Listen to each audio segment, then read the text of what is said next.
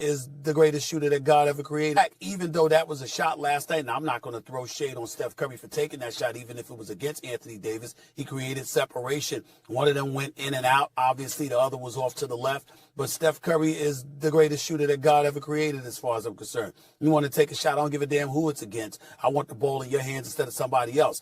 But I think that if you're Steph in that situation, you're more inclined to take the shot when Klay is struggling the way that he has. And whether it's Game 7 against Sacramento or a multitude of games this postseason where we've seen Steph Curry put on a show, far more often than not this postseason, he's had no choice because his usual champs who shot 46% from the floor overall. And here's Steph on 80's defense. Obviously, knowing he's 7 foot and got crazy reach, so you just want to create a little bit of separation. First one, nice little step back. It was in and out. It felt good. Second one was a little rush, but a shot that I took it because I thought I could make it. So,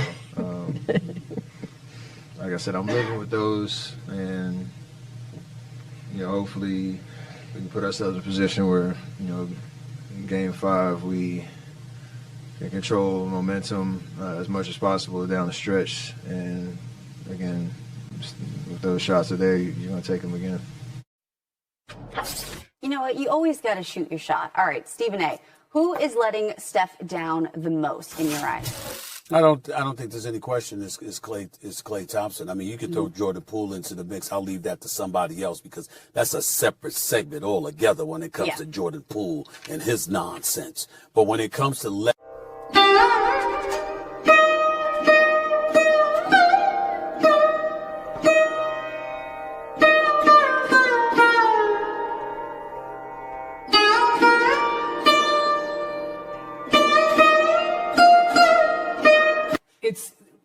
if Klay is able to shoot the ball at a proficient level, it will undercut the way the Lakers want to defend, and it will give the Warriors a much larger margin for error than they've had in this series.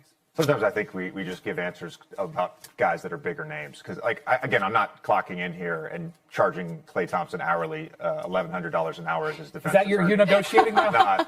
But look, it's clearly Jordan Poole. And on Klay, let me just explain something. We just ran Klay shots from last night. Low volume night for him. The Warriors have made the decision we're going to put the ball in Steph Curry's hands. All right. So all the off-ball action, which the Lakers absolutely snuffed out, especially in Game 1, they've now made an adjustment. We're going to put the ball in Steph Curry's hands, and we're going to leave. Let him play pick and roll. How are they scoring out of that? Steph Curry shots, Gary Payton rolls, cuts from Andrew Wiggins from the corner. You think they're leaving Klay? Go look at his shots last night. They're on the ball. They're in chase action with Draymond. They're off catch and shoots where he's running 1,000,000 miles an hour, and he's not getting a ton of those. So all that off-ball action, the cutting, as a shooter, you get juice for your threes from getting layups. And the Lakers have completely snuffed that stuff. That Jordan Poole would show a pulse and play, somewhat better than he has played, even with the minimal minutes that he's getting. By the way, he deserves those minimal minutes. The bottom line is, when you say expectations, that's when Klay Thompson comes in. You expect more from Klay Thompson, and you're not getting it on a consistent basis at all this postseason. That's why I would say he is the answer to that question. Yeah, I'm going to say Klay too, but it's not personal. I think he's failing.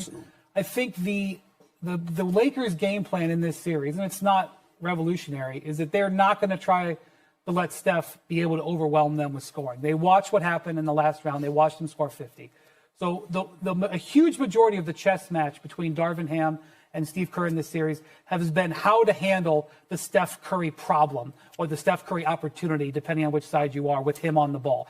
And one of the things that the Lakers primarily have done is basically said they're going to live with Klay Thompson. Whether it was the double teams or way they've aligned their defense, they are willing to let Klay Thompson end up getting shots that are good looks, as opposed to Steph Curry basically getting almost any shot. And the game that the Warriors won in this series was the game where Steph killed that strategy. He went 8 of 11 on threes, which is more than you would expect. They're essentially making, and they're looking in this high level of basketball, you're making all kinds of different probability decisions as you go through your game plan and in-game adjustments. But the wager that they have made is that they will believe that Steph is the bigger danger than Klay. And so far that is that. And Stephen A. Look, overall for the playoffs, he's averaging 20 a game and 39% shooting. Like, this hasn't been all playoffs that Klay has struggled. He struggled in the Lakers series. Jordan Poole, on the other hand, if we're being honest, is approaching being unplayable in this series. That's a big difference. This is the guy that was. This is the guy that was supposed to help bridge this generational gap between the big three and the future of the Warriors. He had a great playoffs last year, 17 a game, 50% for the field, 39% from three, and he's been bad all playoffs long. And he's really struggled, 34% from the field, 27%. You can't play him for his defense. And this is a guy I just said with the Lakers. Why did they win this game? Because they're getting contributions from Alfreds. And Golden State is relying upon, and has relied upon over the last 2 seasons, Jordan Poole to be an Alfred for them, and he's not giving them anything in this series. Well, let me tell you something, JJ Redick. You know what gets on my nerves about you? The fact that you act like somebody's getting on your nerves just because they got a different opinion than you. Let me tell you something, JJ Redick. Hold on, let me finish. Let me tell you something, JJ Redick. It is not beyond the pale for us to look at Klay Thompson and go like this. Everything JJ Redick is saying is on point, but we still saw Klay Thompson perform under adverse circumstances throughout his career. So no matter what you're pointing out about Klay Thompson and what the Lakers are throwing at him, and how schematically things have had to change because of the way they're defending against the Golden State Warriors, and what the Golden State Warriors are requiring of Steph Curry because of who they're going up against, it doesn't negate the fact that contested or wide open, when Klay Thompson launches, it's usually on an elite level. Period.